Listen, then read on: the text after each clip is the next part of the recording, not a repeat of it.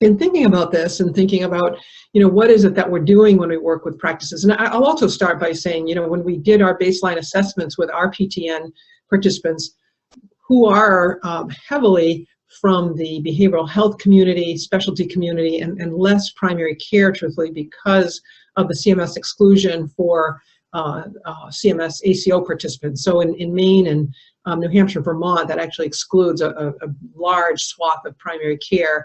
So we have many practices or organizations, behavioral health organizations, specialty, that haven't been doing this work for as long as many primary care practices have. I think we've been working in Maine with primary care for, close to 6-7 years now, through efforts like the multi-payer medical home pilot and various versions of that.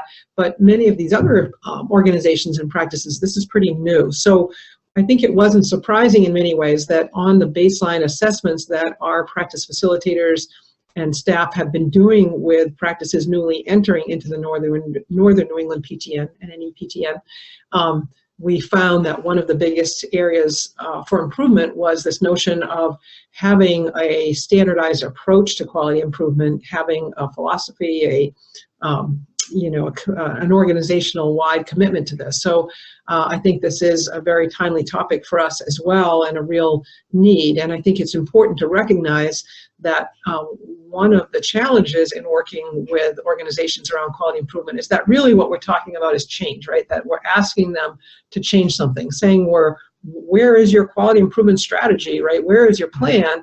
Means that something about quality has to improve, should be improved, right? So we're asking them by definition to change something. And I think it's important to recognize that, oops, sorry, I got a little aggressive in my mouse here, that change is not always welcome by everybody, and that it doesn't just happen magically, that it requires leadership and vision and support, followed by a real plan to implement and execute. So I think recognizing up front that change is hard. It's seen by a loss by many people. People fear change because it means something about what they're doing is going to change, and maybe their status is going to change, or somebody else is going to have a new role in the organization. And that it's really hard to do those kinds of things on top of practicing, right? So we know all the analogies. Hard to change your shorts while running is probably among the worst. Hard to change the tire on the bus when it's running, to change the, fix the airplane wing when it's in flight. So they're trying to run a practice, right? They're trying to run an organization at the same time that we're saying, oh, do these, studies and assessments and measure improvement, right? So just a healthy appreciation up front for the fact that it is change, that it is hard and not necessarily appreciated, and also that it's something that has to keep going, right? So it's not only asking them to make personal transformation, system transformation, but that we're asking them to make changes that have to be sustained over time. So the old, it's not a sprint, it's a marathon idea, I think is just an important one to bring into practices up front and to equip our own staff. Anyway, getting back to the idea that quality improvement to a large extent is change.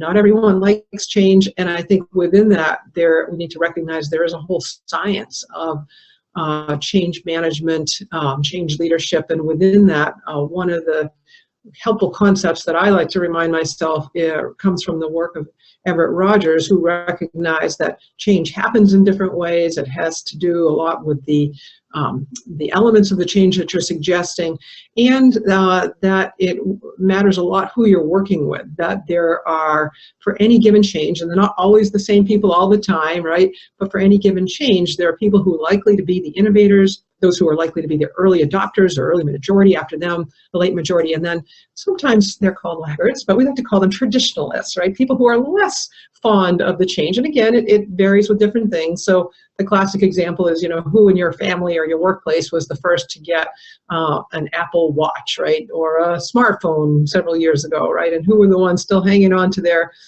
Blackberries or their flip phones, right? It might be a totally different audience or mix of your audience if you're talking about something that's not technology based, or something about a habit. But I think as you're working with practices, or we are all working with practices, it's important to recognize that, and particularly to recognize that often if we're trying to implement change, it's just far easier to work with the innovators and early adopters to start, right? That we're going to be really creating a lot of challenges for ourselves if we don't recognize that there's change, that there are differences in the populations of people that we're working with, and it's going to be a whole lot harder if we're starting at the far end of the spectrum. I'm going to talk a little bit more at the end about other concepts related to change management, particularly, again, for those of us working with practices. But to start out by thinking, well, what do we need? The purpose of this webinar is to think about, well, how do we create a culture that supports quality improvement and leads to its success? And I would suggest there are some key ideas here and some critical success factors to think about. So I would suggest that the ability to create a successful culture for quality improvement is strongly related to some of these key ideas. So the leadership for change, the ability to communicate what change you're trying to introduce, and to effectively organize and support the teams that are working to implement that change. So recognizing with leadership that not everyone is a leader, right? That we can go into practices, and sometimes we're blessed to find that powerful, we call it sometimes a practice dyad, right? Of a practice administrator and a clinical leader, be it medical director, that are maybe born leaders or have developed into leaders. They're able to listen to everybody, to have an inclusive culture, to be humble, to recognize the power of both the head and the heart, right? They get these things, they can share the big picture view, they can organize and have well-functioning meetings, and they can really know how to work to support the team, delegate, and organize the team around them. That's the really good day, right? When you're in that practice. The reality, though, right, is that we don't always have that in terms of either people understanding these key ideas or having individuals that meet those criteria.